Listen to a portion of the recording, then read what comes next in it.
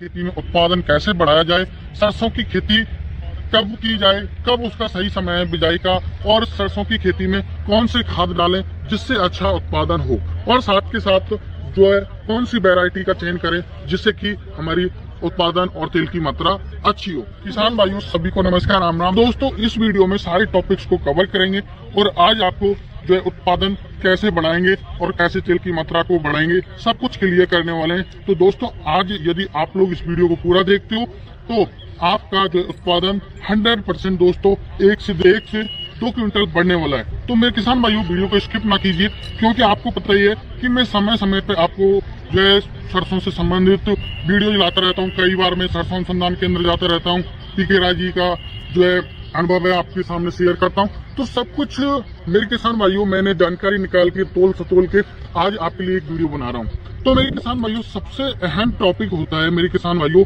पहला कि बिजाई का सही समय और बिजाई से पहले जुताई करें वो कैसे करें। तो मेरे किसान भाइयों सही समय तो आपको मैं बता देता हूँ। सही समय जो है 1 अक्टूबर से लेके मेरे किसान भाइयों और 15 अक्टूबर तक का रहता है। दोस्तों ये हमने खुद ने प्रैक्टिकल करके देखा हुआ है, ऐसा नहीं है कि आपको हम ऐसे ही बता रहे हैं दोस्तों, क्योंकि अभी इस साल लगभग मौसम है वो नॉर्मल ठंडा सा हो चुका है, क्योंकि बारिश अच्छी पड़ी है तो इस वजह से नॉर्मल है अभी। तो हमारी जो है सरसों की खेती को कोई प्रॉब्लम नहीं आने वाली।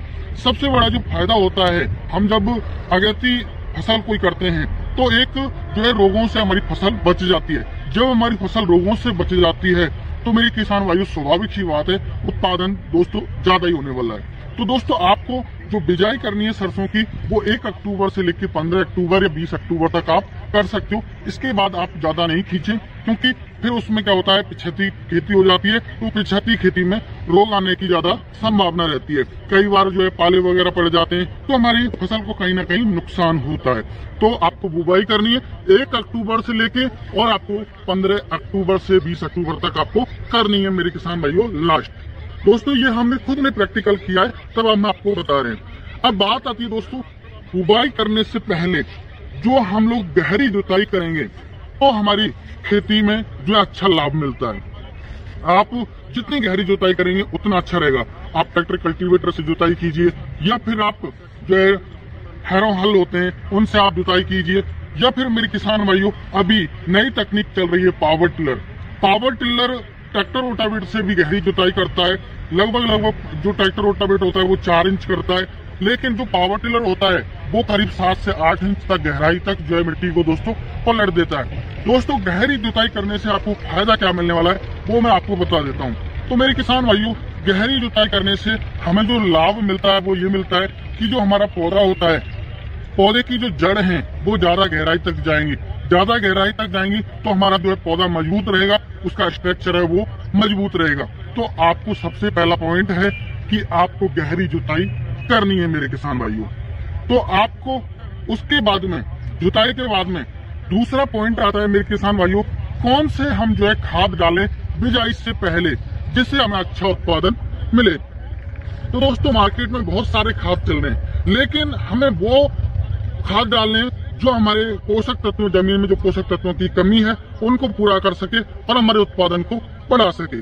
तो दोस्तों सबसे पहले आता है सिंगल सुपर फास्ट क्या होता है हमारी खेती में उत्पादन को तो बढ़ाता ही बढ़ाता है, साथ के साथ तेल की मात्रा को भी बढ़ाता है। क्योंकि दोस्तों उत्पादन के साथ साथ हमें तेल की जो है मात्रा की भी आवश्यकता होती है। यदि तेल की मात्रा ज्यादा नहीं होगी तो उसका हमें कोई लाभ नहीं मिलेगा, क्योंकि हमें उत्पादन तो हो गया लेकिन तेल की मात्रा मिल रही है 38% 37%, तो हमें मार्केट में भाव नहीं मिलेगा।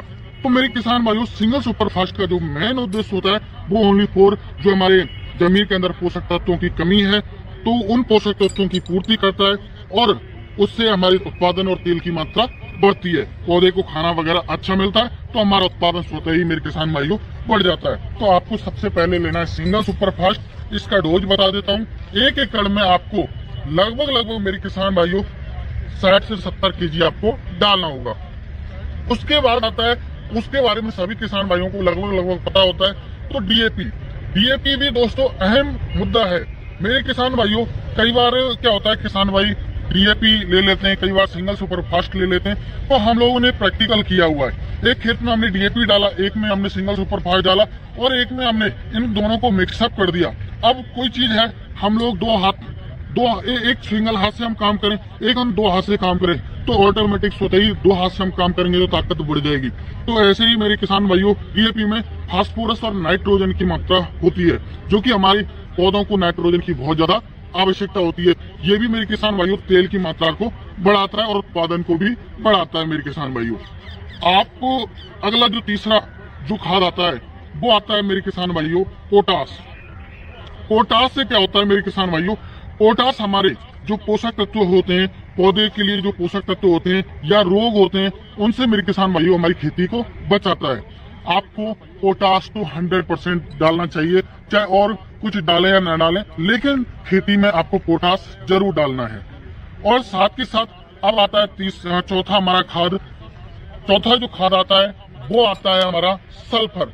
मेरे किसान भाइयों, ये वैज्ञानिक भी बोलते हैं सल्फर या बोरान, एक बोरान भी खाद आता है, उसको आप जरूर डालें, क्योंकि इससे क्या होता है, जो सल्फर खाद होता है इससे हमारे तेल की मात्रा बढ़ती है। मेरे किसान भाइयों, जब तेल की मात्रा बढ़ेगी तो हमारा जो है प्रॉफिट अच्छा होगा। तो आप सल्फर भी डालें, और सल्फर नहीं डालते हैं, सल्फर किसी कारणवश नहीं मिलता है, तो आप बोरान जरूर डालें मेरे किसान भाइयों। तो ये आपको चारों खाद आपको मिक्स कर लेना है। आपको सिंगल सुपर फास्ट, डीएपी और आपको पोटास, और साथ के साथ आपको सल्फर। सल्फर नहीं है तो आप बोरान डाल सकते हो। और सल्फर जो आप डालो वो डालो आप 90% वाला, क्योंकि मार्केट में 70% भी मिल जाता है और भी मिल जाता है। तो आपको जो डालना है वो 90% जो सल्फर की मात्रा है उसको आप डालिए मेरे किसान भाइयों। तो ये चारों खादों को आप मिक्स करके और बिजाई से पहले आप मेरे किसान भाइयों इन खादों को डाल दीजिए। अब तीसरा मुद्दा आता है मेरे किसान भाइयों, हमारी जो है अभी हमने बताया खाद हो गया हमारा, एक बुवाई का समय हो गया, और बुवाई से पहले जो जुताई का काम है वो गहरी जुताई। तो ये 3 पॉइंट हो चुके हैं। चौथा जो पॉइंट है हमारा वो सबसे बड़ा अहम पॉइंट है मेरे किसान भाइयों। कई बार तो ऐसा होता है कि बारिश पड़ जाती है, कई बार बारिश नहीं पड़ती है। तो उस समय पे आपको क्या करना है, बारिश पड़ जाएगी तो आप उसको हाथ से वैसे ही उछाड़ दोगे बीज को, कोई प्रॉब्लम नहीं है। लेकिन यदि बारिश नहीं पड़ी है, नमी कम है, तो आप क्या करना है, तो हमारा मशीन होता है बिजाई करने का, उसको 6 हल वाली से आप बिजाई कीजिए। यदि और भी कम नमी है तो आप 5 हल वाली मशीन से आप बुवाई कीजिए, जिससे कि आपकी आपका जो पूरा दाना है, बीज है, वो पूरा का पूरा ऊपर निकल आए। तो आपको 6 हल वाली मशीन या 5 हल वाली मशीन से आपको बिजाई करनी है। चौथा पॉइंट आता है आपका मेरे किसान भाइयों कि कौन सी वैरायटी का चयन करें जिससे कि अच्छा लाभ मिले। मेरे किसान भाइयों, क्योंकि वैरायटी का भी अहम पार्ट होता है।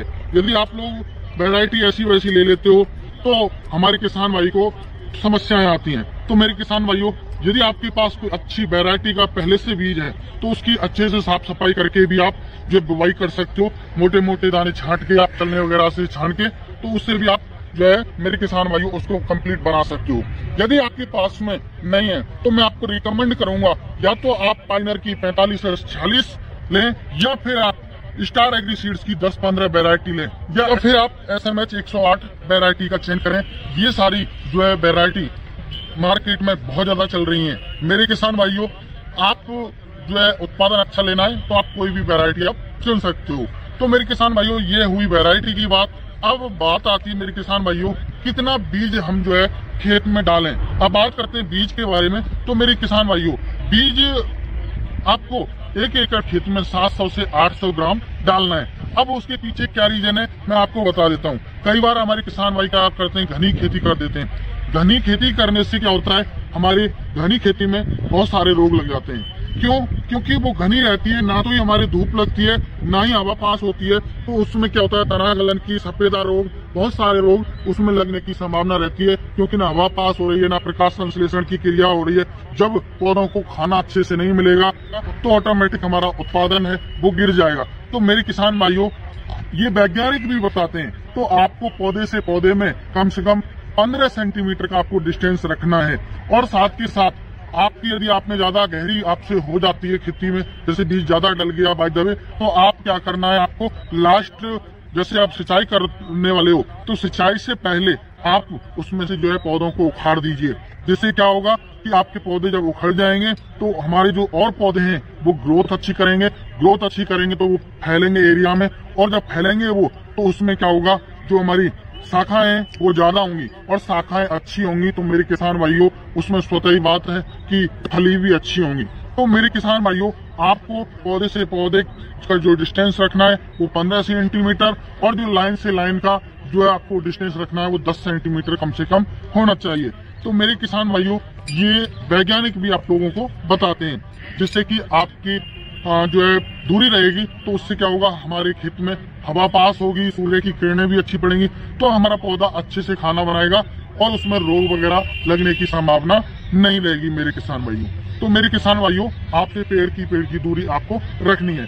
अब आता है मेरे किसान भाइयों अगला मुद्दा, हमारा सिंचाई का। पहली सिंचाई करते टाइम हम कौन सा खाद डालें? तो मेरे किसान भाइयों उस टाइम पर हमारे खेत को आवश्यकता होती है नाइट्रोजन की, ज्यादा नाइट्रोजन की। तो उस टाइम पे मेरे किसान भाइयों आप जो है पर बीघा के हिसाब से 10 से 15 केजी आपको जो है यूरिया डालना है। उससे कि क्या होगा, हमारे जो खेत में नाइट्रोजन की जो कमी है वो पूरी हो सके मेरे किसान भाइयों।